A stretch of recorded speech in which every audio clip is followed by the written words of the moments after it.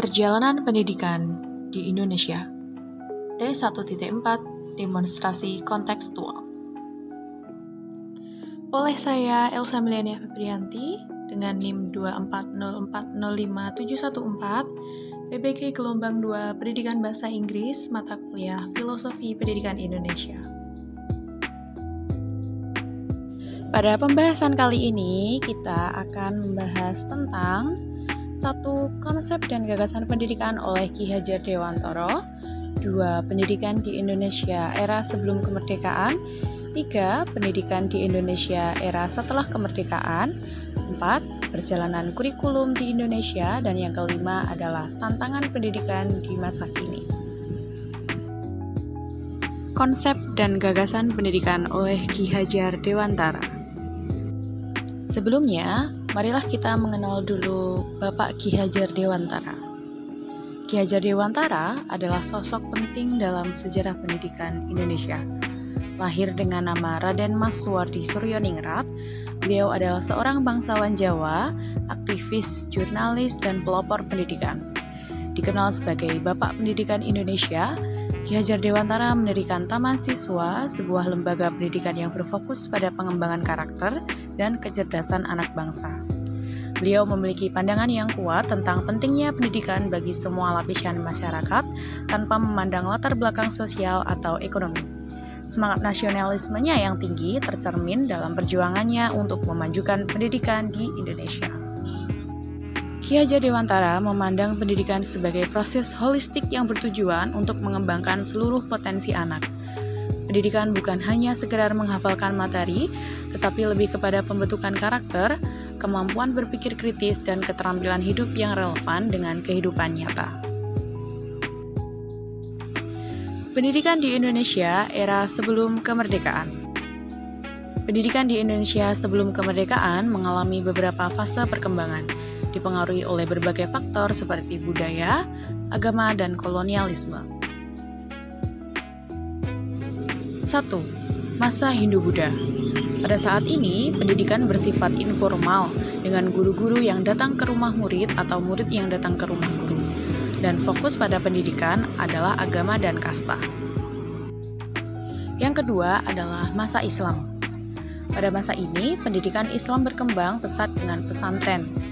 Pendidikan agama menjadi fokus utama, tetapi juga mencakup ilmu-ilmu umum seperti matematika, astronomi, dan kedokteran. Yang ketiga, memasuki masa kolonial Belanda. Pada saat ini, Belanda menerapkan sistem pendidikan yang berorientasi pada kepentingan kolonial. Pendidikan hanya terbuka bagi kalangan priai dan orang-orang Belanda, dan fokus pendidikan pada saat itu adalah menjadi pegawai pemerintah. 4. Masa Kebangkitan Nasional. Pada masa ini, munculnya kesadaran nasional mendorong perkembangan pendidikan di kalangan pribumi. Berdirinya sekolah-sekolah swasta seperti Stovia dan AMS. Terakhir yakni masa Jepang. Jepang menerapkan sistem pendidikan militer dan berorientasi pada kepentingan Jepang. Bahasa Jepang menjadi bahasa pengantar utama dalam pendidikan.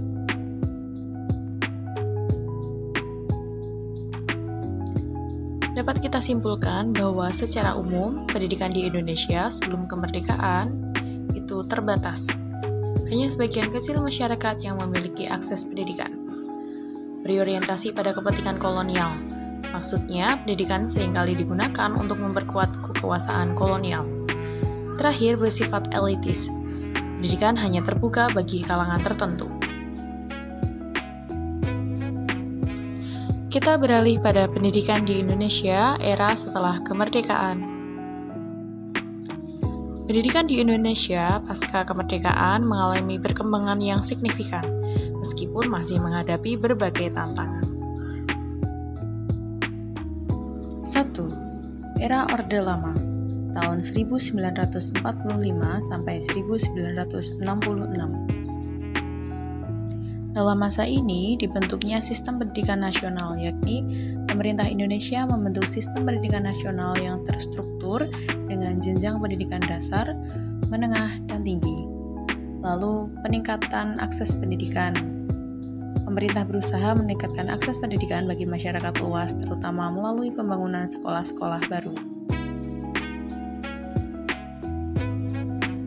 2. Era Orde Baru tahun 1966 sampai 1998.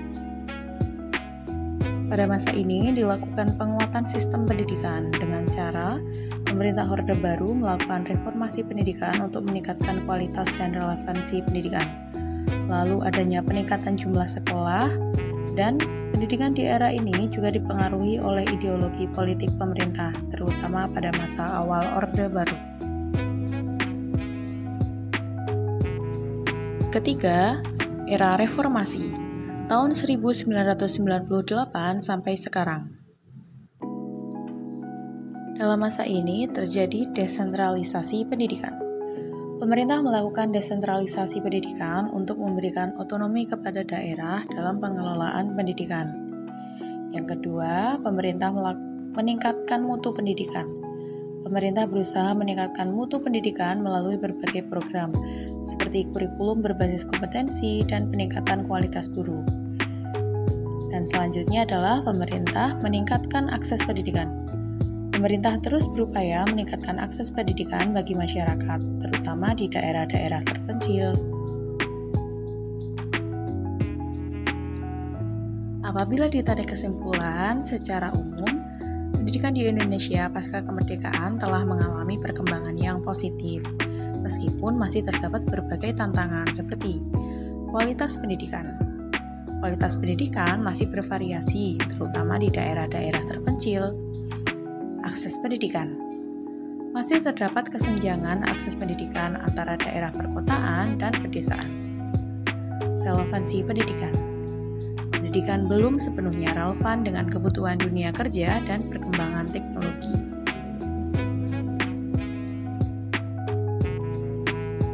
Perjalanan kurikulum di Indonesia. Perjalanan kurikulum di Indonesia telah mengalami beberapa perubahan sejak kemerdekaan. Berikut adalah beberapa tahapan penting dalam perkembangan kurikulum di Indonesia. Kurikulum yang pertama. Kurikulum yang pertama adalah kurikulum 1947. Kurikulum ini disusun setelah kemerdekaan Indonesia dan didasarkan pada sistem pendidikan Belanda. Kurikulum yang kedua yakni kurikulum 1952. Kurikulum ini merupakan revisi dari kurikulum 1947 dan menekankan pada pendidikan karakter dan kebudayaan nasional. Lalu berkembanglah lagi menjadi kurikulum 1964. Kurikulum ini disusun pada masa Orde Lama dan menekankan pada pendidikan politik dan ideologi. Selanjutnya, kurikulum 1975. Kurikulum ini disusun pada masa Orde Baru dan menekankan pada pendidikan ekonomi dan pembangunan. Berlanjut pada kurikulum 1984. Kurikulum ini merupakan revisi dari kurikulum 1975 dan menekankan pada pendidikan keterampilan dan vokasional. Dilanjutkan dengan kurikulum 1994.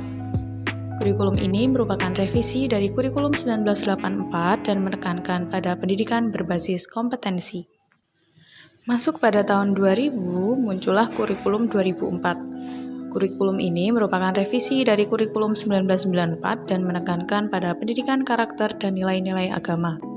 Ini terjadi selama dari 2004 sampai 2013 dan berlanjut pada kurikulum 2013. Kurikulum ini merupakan revisi dari kurikulum 2004 dan menekankan pada pendidikan berbasis kompetensi dan karakter.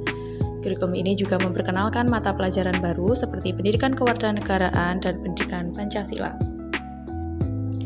Terakhir dan yang paling baru adalah kurikulum Merdeka Belajar. Kurikulum ini merupakan revisi dari kurikulum 2013 dan menekankan pada pendidikan yang lebih fleksibel dan inovatif. Kurikulum ini juga memperkenalkan mata pelajaran baru seperti pendidikan literasi dan pendidikan numerasi. Kita memasuki topik terakhir, yakni tantangan pendidikan Indonesia di masa kini. Nah, ada beberapa tantangan pendidikan di Indonesia yang perlu kita perhatikan, seperti keterbatasan akses pendidikan. Tidak semua anak Indonesia memiliki kesempatan yang sama untuk mengenyam pendidikan. Hal ini terutama terjadi di daerah selain kota besar di Indonesia dan infrastrukturnya pun masih kurang memadai bagi mereka yang tinggal di daerah terpencil. Tantangan yang kedua yakni kualitas pendidikan yang tidak merata. Kualitas pendidikan di Indonesia masih belum merata. Sekolah-sekolah di daerah perkotaan umumnya memiliki fasilitas dan tenaga pengajar yang lebih baik dibandingkan dengan sekolah di pedesaan. Ketimpangan ini berdampak pada pemerolehan ilmu pengetahuan dan keterampilan siswa.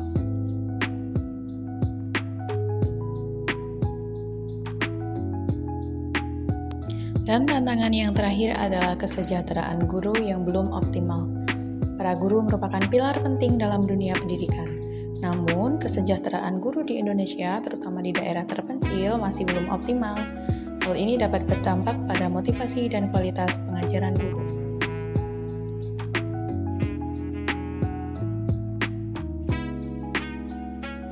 Terima kasih.